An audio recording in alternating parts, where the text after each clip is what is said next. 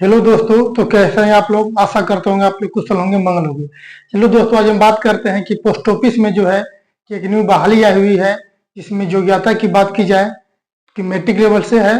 जो भी कैंडिडेट 10वीं पास कर चुके हैं, जिनका उम्र 18 से लेकर के 40 के बीच है, वो कैंडिडेट इसमें अप्लाई कर सकते हैं।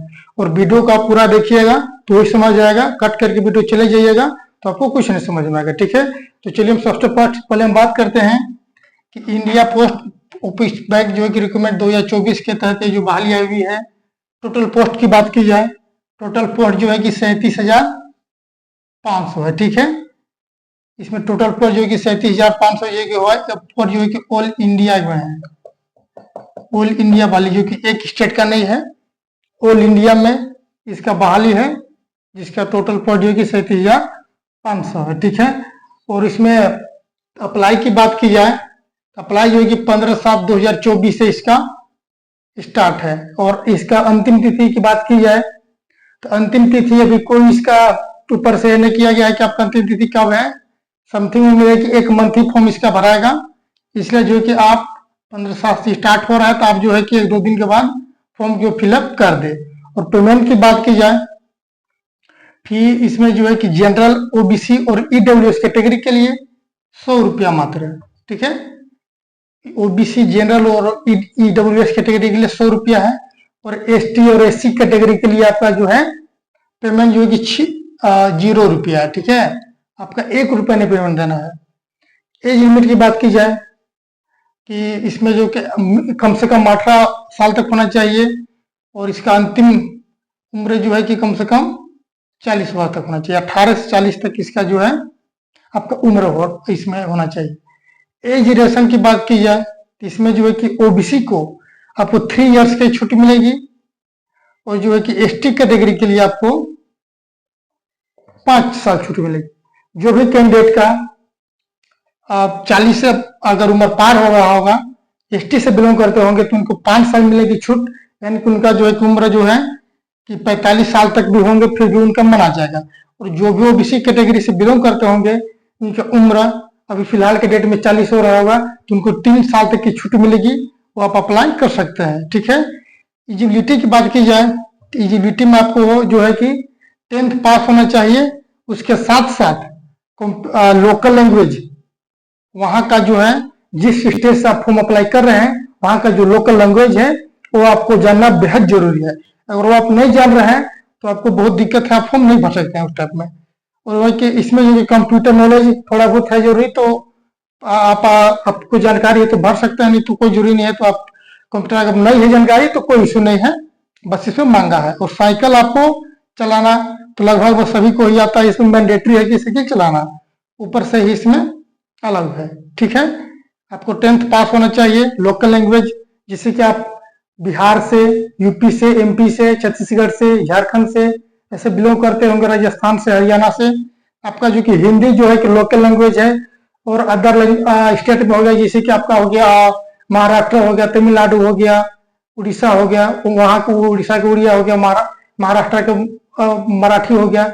इसी तरह से वहाँ का जो अदर स्टेट का जो है कि लोकल लैंग्वेज जो है कि बहुत अलग है, इसलिए वहां से आप फॉर्म फिलअप ना करें। जो आपका स्टेट है उसी से आप जो है कि फॉर्म अप्लाई करें। और इसका जो मेरिट जो है कि बनेगा, इसमें जो है कि एग्जाम आपका नहीं है, केवल आपका जो है कि मेरिट बेस पे आपका जो है कि आपका जी कैंडिडेट का मैट्रिक में ज्यादा परसेंट हो, उसी से आपका मेरिट बनेगा, उसी से आपका ज्वाइनिंग होगा। तो इसमें नो एग्जाम है, ओनली मेरिट बेस पे आपका ज्वाइनिंग होगा।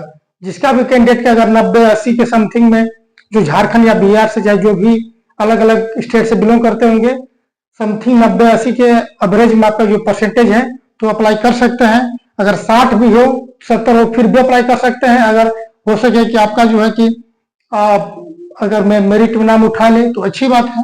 ठीक है, और इसमें हम बात की जाए कि जो पोस्ट इसमें अवेलेबल है असिस्टेंट पोस्ट मास्टर्स की, ठीक है, उसमें जो है कि काम क्या होता है, इसमें जो है कि असिस्टेंट पोस्ट मास्टर की जो टिकटों एवं स्टेशनरी की बिक्री की इसका काम होता है। ठीक है, और सेकेंड में बात की जाए इसका जो कि सेकेंड में जो कि डाक डिलीवरी का काम होता है इसमें। थर्ड में जो है कि सरकारी सेवाओं का प्रचार करना, जैसे कि पोस्ट ऑफिस की तरह और जो है कि सेवाएं जो भी रहती है, प्रचार प्रसार करना जो कि इन्हीं के अंडर में रहता है। और जो है कि डीए डाक डाक सेवा वर्ग का आपका काम जो है, डाक सेवा कवर का काम जो है कि आपका स्टाम्प की बिक्री करना, डाक डिलीवरी करना, रेलवे मेल सर्विस ऑफ छटाई का ये सब काम करना, यही सब इसका काम होता है। सैलरी बेस की बात की जाए तो आपकी जो सैलरी जो है कि बीपीएम मतलब ब्रांच पोस्ट मास्टर, ठीक है, इसकी जो सैलरी है 12,000 से लेकर के 29,380 तक इसका जो सैलरी होता है। 12,000 इसका बेसिक पे है, इसके साथ साथ आपको और छूट जो मिलती है, उसके साथ आपका जो सैलरी इंप्रूव होता है, आपका 29,380 तक जा सकता है, उससे भी ज्यादा जा सकता है, ठीक है। और इसमें ABPM की बात की जाए तो असिस्टेंट ब्रांच पोस्ट मास्टर का जो है और डाक सेवा का पेमेंट जो है कि 10,000 से लेकर के 24,000 तक आपका इसमें सैलरी रहता है, ठीक है। तो यही है आपका प्रोसेस। बाद बाकी आपको समझ में आ ही गया होगा। जो भी कैंडिडेट मैट्रिक पास है, जिसकी उम्र 18 से 40 तक है, ठीक है, और जिनकी परसेंट समथिंग 60 प्लस है, वो कैंडिडेट आप अप्लाई कर सकते हैं। उसके बाद आपका जो है कि उसको मेरिट बनेगा। मेरिट के बाद आपका जो है कि एक short list Indian post payment India post की तरफ से आपको जो कि एक शॉर्ट लिस्ट जारी किया जाएगा। उस शॉर्ट लिस्ट में आपका नाम होगा तो आपका डॉक्यूमेंट वेरीफाई होगा, उसके बाद आपका ज्वाइन होगा, ठीक है। तो जो भी कैंडिडेट इसमें इच्छुक है, भरना चाहते हैं, तो आप अप्लाई 15/7/2024 अप्लाई कर सकते हैं, ठीक है। अगर वीडियो पसंद है तो लाइक शेयर सब्सक्राइब जरूर करें। धन्यवाद।